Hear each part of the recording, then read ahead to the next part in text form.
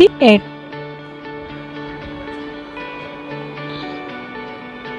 जून का महीना आ गया और कभी कभी बारिश भी होने लगी थी। इस कारण गर्मी के तेवर जरा नरम पड़ गए थे। पीहू का रिजल्ट अच्छा आया और फसल भी इस बार काफ़ी अच्छी हुई थी। तो इन सब चीज़ों को देखते हुए दादी सा को उज्जैन जाने की याद आ गई। हाँ, आज से 5 साल पहले एक बार संजू की तबीयत खराब हुई थी और वह काफ़ी दिनों हॉस्पिटल में भी एडमिट रहा था और तब दादी सा ने उज्जैन जाकर महाकाल के शिवाभिषेक करवाने की मन्नत मांगी थी। तब से ही किसी न किसी वजह से बात टलती ही जा रही थी। पर अब जब सब कुछ सही था और संजू में भी पिछले 2-3 महीनों में काफ़ी बदलाव देखने को मिला था, तो दादी सा ने इस मन्नत को और आगे ले जाना सही नहीं समझा और एक दिन गोविंद से इस बारे में बात की। गोविंद ने भी हामी भरते हुए कह दिया, मासा जैसा आपको जैसे ठीक लगे उसमें तैयार हूँ मैं। आप बस मुझे बता दीजिए कि कब चलना है। उज्जैन यहाँ से काफ़ी दूर है, हम गाड़ियों से तो जा ना सके, तो अब कौन कौन चलेगा और कब चलेगा, तो उसके हिसाब से मैं ट्रेन में सीट बुक करवा लेता हूँ। ठीक है गोविंद, मैं घर में सबसे बात करके तन्ने रात में ही बताती हूँ। रात को जब सब खाने पर इकट्ठे हुए, दादी सा ने उज्जैन जाने की बात छेड़ी। जैसे ही उज्जैन का नाम सुना, राम और श्याम की दोनों बहुएं सबसे पहले ही तैयार हो गई, क्योंकि उन बिचारियों को तो बहुत कम ही कहीं जाने की को मिलता था। कहीं भी दादी सा ने मन्नत की थी तो दादी सा को तो जाना ही था। संजू खुद पूजा में बैठने वाला था और जब दोनों बहुएं जा रही थी तो उनके साथ 2 बच्चों थे जिन्हें देखने के लिए राम और श्याम का जाना भी जरूरी था। रही पीहू की बात, तो संजू ने पीहू को पहले ही बोल दिया था कि तू मेरे साथ चलेगी। जब सब तैयार हो गए तो गोविंद सिंह ने कम्मुओं के साथ यही रुकना समझा। वैसे तो दादी सा का मन था कि गोविंद और कम्मो भी साथ में चले, पर इतना बड़ा घर आजकल के ज़माने में सुना छोड़कर जाना भी ठीक ना है। यह देखते हुए उन दोनों को यहीं रहने के लिए बोल दिया और गोविंद ने ऐसे टिकट बुक करने के लिए कह दिया। वैसे भी टिकट तो बड़ी देर से मिले हैं, तो तू आज ही जाकर बात कर ले, दादी सा ने गोविंद को समझाते हुए कहा। जी मासा, आज तो टिकट घर बंद है, मैं कल सुबह जाकर ही सबकी टिकट करवाता हूँ। देखता हूँ कितने दिन बाद का मिले हैं। दूसरे दिन सुबह जाकर ही गोविंद सिंह ने सबके टिकट बुक करवा दिए। रिजर्वेशन यही कोई 15 से 16 दिन बाद का था, पर दादी सा इस बार अभिषेक को किसी भी कीमत पर करवाना ही चाहती थी। उन्होंने कहा, ठीक है, जब तक और भी जो काम है पूरी हो जाएंगी, फिर आराम से वहाँ सबके साथ घूमकर आएंगे। उज्जैन जाकर 3-4 दिन रुक कर सभी के लौटने का प्रोग्राम फिक्स हो गया। अब बस सब जाने की तैयारी करने में लग गए थे। पूजन के लिए सबके नए कपड़े, दान दक्षिणा के लिए पंडित जी के नए कपड़े, सोना चांदी, महाअभिषेक में जितना भी सामान लगता है सबकी खरीदारी होने लगी। सभी अपनी अपनी खरीदारी में व्यस्त थे। वहीं दूसरी तरफ संजू को एक अच्छा मौका मिला था कि वह नए कपड़े ले सके। हालांकि इस बार उसने काम भी काफ़ी अच्छा और मेहनत से किया था, तो बाबा शाह ने भी उसकी खरीदारी पर कोई रोक नहीं लगाई। इन्हीं सब में 14 दिन निकल चुके थे। बस परसों ही सबको उज्जैन के लिए निकलना था। इस बीच संजू की रजनी से बराबर बात होती रही। वह कभी शाम को 6 बजे तो कभी 7 बजे संजू को और दोनों 1 घंटे तक खूब बातें करते रहे। रोज की तरह का फ़ोन आया और जैसे ही रजनी का फ़ोन आया तो सबके बीच से संजू उछल कर चला गया। रजनी की आवाज़ में कुछ उदासी थी। संजू तुरंत गया और प्यार से कहा, रजनी बात क्या है, तुम्हारे को उदास लग रही है? आज की तरह चहक ना है तेरी आवाज़ में। संजू सा, कल मुझे बाबा ने डांट लगाई थी। आपसे बात करते करते कितना समय बीत गया था मुझे खुद ही पता नहीं। जब मैं घर गई तो रात के 10 बज चुके थे। तब बाबा साहब ने मुझे बहुत डांटा था। नहीं वो रोज रोज मुझे यहाँ आने भी देंगे कि नहीं, इसलिए सोचा आपको बता दूं कि अगर मैं रोज़ आपसे बात ना कर पाऊँ तो आप कुछ गलत ना समझना। बस यही बात थी। फिर भी मैं कोशिश करूँगी कि जिस टाइम जब भी मुझे टाइम मिले मैं आपसे बात कर सकूं। संजू ने रजनी को दिलासा देते हुए कहा था, रजनी तू उदास न हो, मैं हमारी बात करने का कोई न कोई दूसरा तरीका तो निकाल ही लूँगा। और हाँ, अभी मैं भी 4-5 दिनों के लिए बाहर जा रहा हूँ। सबके साथ रहेंगे तो हो सके कि जब तू फ़ोन करे और मैं सबके पास में हूँ तो फ़ोन नहीं उठा पाऊँ तो तू भी कुछ गलत ना समझना। पर हाँ, तू मैसेज कर दिया करना, मैसेज ज़रूर पढ़ लूँगा। ठीक है संजू साहब, फ़ोन रखती हूँ। ठीक है रजनी, तू उदास मत होना और अपना ध्यान रखना। जब उज्जैन से लौटूंगा तो तुझसे मिलने आऊँगा। हाँ, मैं आपका इंतज़ार करूँगी। इतना कहते हुए रजनी ने फ़ोन काट दिया और संजू ने भी फ़ोन काट दिया। और रजनी को याद करने लगा। फिर दादी साहब ने सबको बैठक में बुलाकर जाने के बारे में ठीक से समझाया कि देखो 4 दिन के लिए उज्जैन में एक अच्छी धर्मशाला का इंतजाम हो गया है, तो उस हिसाब से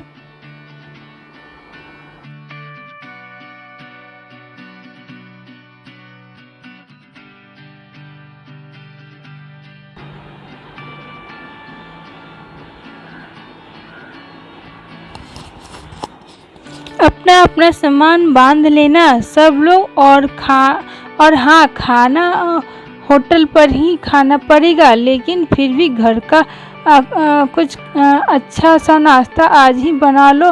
परसों तो निकलना ही है, तो भागा दौड़ी में कुछ काम ना हो पाएगा। तभी बड़े बेटे राम ने दादी सा को समझाया। दादी सा, आजकल होटलों पर सब कुछ खाना मिलता है, एक से बढ़कर एक मिले हैं। मैं तो आपको उज्जैन के सबसे अच्छे होटल में ले चलूँगा। खाने की कोई कमी नहीं रहेगी। यहाँ से जैसे तैसे सभी सामान बहुत ज़्यादा वैसे भी बहुत ज़्यादा सामान है, और कितना ले जाएंगे। तब दादी साहब भी उनकी बात काटते हुए बीच में बोल पड़ी, छोरा तू तो ऐसा कर रहा है जैसे कि खाने के सामान में पूरा एक डक ही भरकर ले जाने पर। अरे थोड़े लड्डू, मठरी और चूरा ही तो बनाना है। जरूर थारे से रीमासा ने कही होगी। जय बात मैं जानू हूँ कि वह काम से जी चुरा रही होगी कि ऐसी गर्मी में कौन चूल्हा के पास जाए। अरे दादी माँ सा से तो मेरी बात ही ना हुई। जब राम ने देखा दादी सा नाश्ता बनवा कर ही रहेगी तो वह मुंह बंद करते हुए चुपचाप से यहाँ से चला गया और कम्मो ने दोनों बहुओं को अपने पास बुलाते हुए रसोई की तरफ नख किया और वह तीनों नाश्ता बनाने में लगी। कुछ देर बाद कम्मो ने रसोई से ही आवाज लगाई, मासा एक बार आकर सब कुछ देख लो, सब कुछ ठीक बना है कि ना। तब दादी सा और कुर्सी से उठी और रसोई में चली गई। जब जाकर देखा तो उसने जो कहा था कम्मो ने उससे भी कहीं ज़्यादा बनाकर रख दिया था। देसी घी के बेसन के लड्डू, सूखे मेवे डालकर बढ़िया सा चूरा, खास्ता मठरी और मसाले से लिपटे हुए चना जीर, इतना सब देखकर दादी सा खुश हो गई थी और फिर कम्मो से लाड हुए कहने लगी, अरे बहू, इतना सब कुछ बनाने के लिए न कहा था, बस एक दो चीज़ें बना लेती, इतना ही काफ़ी था। तब कम्मो ने खुश होते हुए कहा, मासा मैं जानूं बाहर का नाश्ता आपके गले से ना उतरे, और फिर यह सब ऐसी चीज़ है जो 5 दिनों क्या 5 दिन भी 15 दिन में भी खराब ना हो, इसलिए मैंने सब कुछ बहुत अच्छे से बना दिया है। बस एक बार भगवान का भोग लगाकर आप चख के बता दो कि कैसा बना है। कम्मो, थारे हाथ की कभी कोई चीज़ बुरी ना बनी है जो आज बुरी बनेगी। सच कहो तो तू साक्षात अन्नपूर्णा है। इस घर की थारे हाथ से जो भी निकले उसमें अमृत घुल जाते हैं। यह बात सुनकर कम्मो बहुत खुश हो गई और इसलिए उसने मासा को आवाज़ देकर रसोई में बुलाया था, क्योंकि मासा की ये बात जो उसने बहुत दिनों से नहीं सुनी।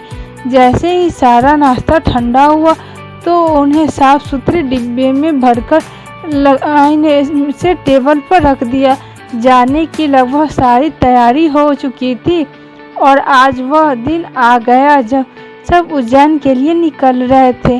ट्रेन ने सीधे प्रतापपुरा से नहीं थी तो गोविंद सी गाड़ियों से सबको छोड़ने दूसरे स्टेशन तक जा रहे थे, जहां से लगभग बैठकर उज्जैन के लिए जाएंगे। लगभग 10 से 15 घंटे का सफ़र था, पर सभी साथ में थे तो कोई परेशानी वाली बात ना थी। सामान रखा जा चुका था, सभी अपनी अपनी सीट पर आराम से बैठे और बस ट्रेन की सीटी बजते ही ट्रेन आगे बढ़ गई। लगभग 12 से 15 घंटे के सफ़र के बाद सभी उज्जैन पहुंच चुके थे।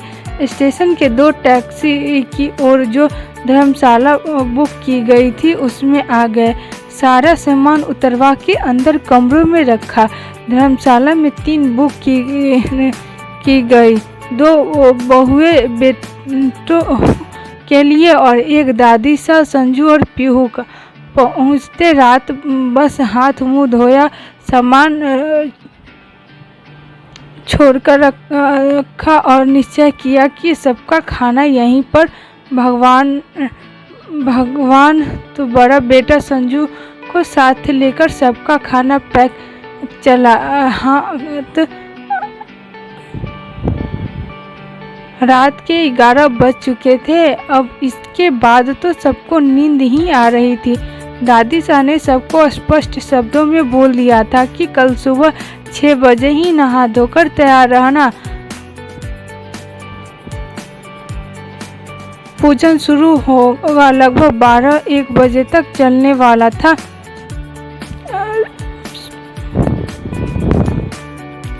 धर्मशाला महाकालेश्वर मंदिर थी। सब नहा धोकर पैदल ही जल्दी मंदिर पहुंच जाएंगे। बात खत्म करते हुए तो सबको जल्दी ही कोने के कहा। दिन भर के सफ़र के बाद थके तो थे। कमरे में जाते साथ ही सभी सो भी गए। दादी सा के कहे अनुसार सब 6-6:30 सुबह ही नहा धोकर पूरी तरह से मंदिर जाने के लिए तैयार हो गए। सबने पीले धोती कुर्ते पहने हुए शारीरिक नागलेश्वर मंदिर में पीले वस्त्र धारण करके जाना अनिवार्य है। दादी ईसा ने भी हल्की चंदन कलर की साड़ी पहनी और पीहू भी पीली साड़ी में माँ पार्वती की तरह ही सुंदर लग रही थी। दोनों छोटे बच्चों को भी छोटे से पीले कुर्ते पजामे पहनाए गए। बस 5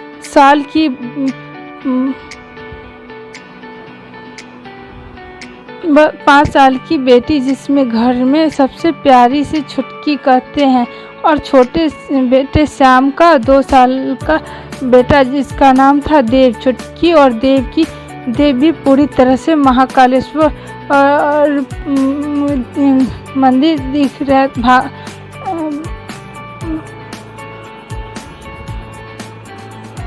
भागवत में कुछ न कुछ पूजा का सामान था। बस अब ताजे फूलों की माला होना ही बाकी था, जो संजू और पीहू ने थोड़ी देर पहले जाकर ले ली थी, और मंदिर के गेट पर ही सबका इंतजार कर रहे थे कि क्या था। सभी टाइम पर मंदिर पहुंच गए। मंत्रोच्चारण के साथ संजू का महाअभिषेक शुरू हो गया। पंडित जी जैसे कहते जाते संजू वैसा करता जाता। सबने बड़ी प्रसन्नता